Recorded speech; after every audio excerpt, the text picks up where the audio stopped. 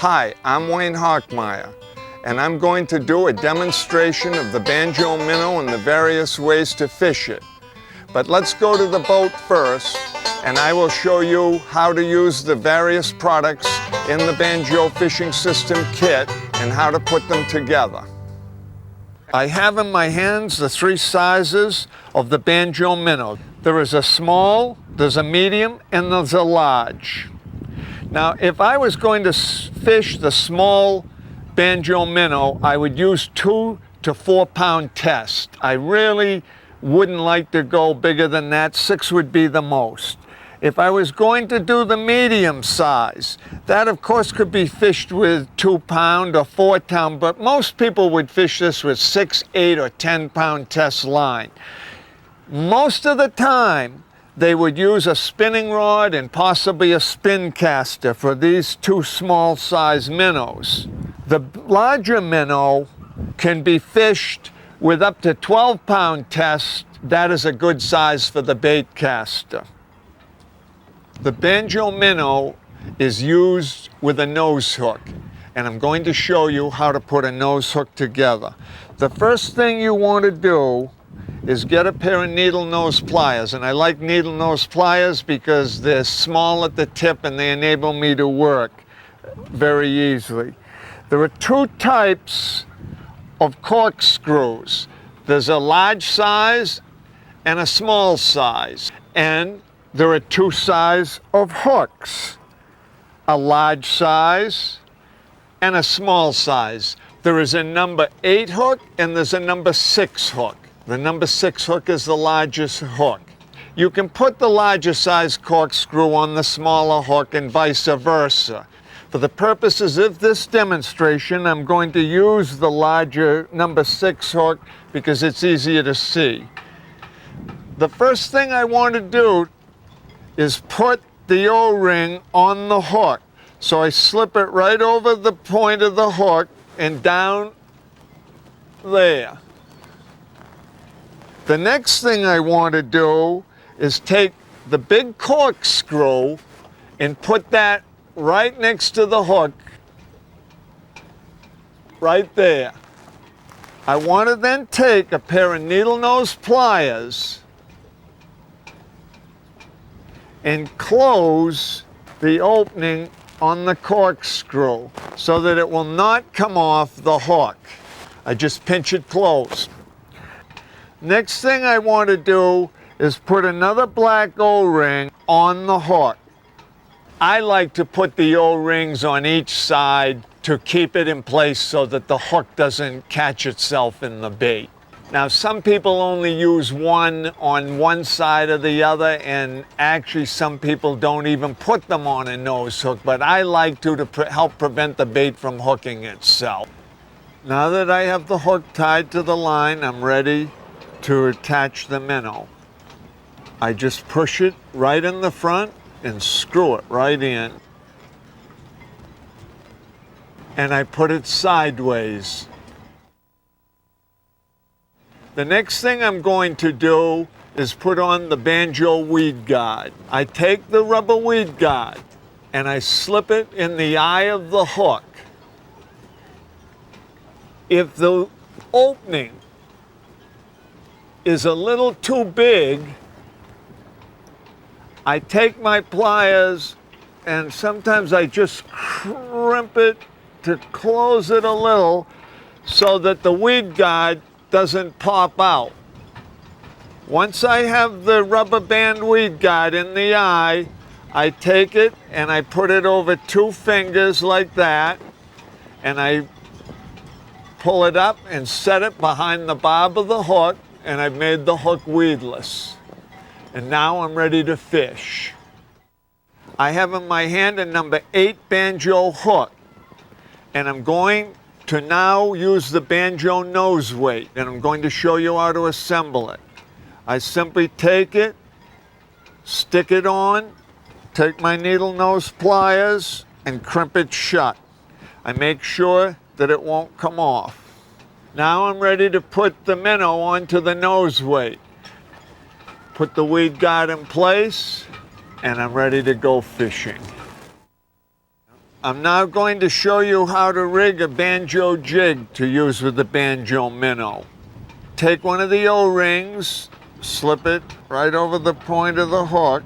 This side of the O-ring, I take my corkscrew and I pinch it closed. I'm going to use a medium-sized minnow and screw it right in. But this time I'm going to leave it in the vertical position so it will look like it's feeding as it comes across the bottom like that. I don't usually put this on its side. I like it where it's a feeding minnow as it goes across the bottom. Here's a trick. Always on any hook, make sure that the hook point is below the rubber band by feeling like this. And if you are going out and you ever find it popping off, if you take a pair of pliers and just twist this down, push the hook point down so it is just below the rubber band, the lower you push it, the more weedless it is. But usually when you hook it up, it'll be just right. I'm going to show you how to put a banjo rattle together. You take a corkscrew, slip it in to the circle, and then I pinch it close so it won't come off, and I'm ready to put it into the bait. There are a number of places I can put it on the minnow. Some people like to put it right under the throat. Some people like to actually put it on the sides, the top or the bottom. I happen to like it right under the throat because I like it to look, if I'm using the red rattle, like that the gills have been damaged. I bring it right up there close to the fish. Surprisingly, it doesn't hurt the action of the bait that much, but you have to remember you're using this in cloudy or murky water to attract a fish to it. So he probably isn't going to see it, he just sees a piece of red near the throat of the fish or the gill section. When you get done, you don't want to use it, you're in clear water, you just unscrew it back out.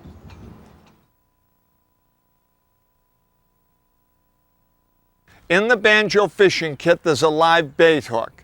You hook the minnow through the lips and then use a pair of pliers to hold the hook so that you can keep the minnow out of the way and attach the rubber band weed guide behind the bob.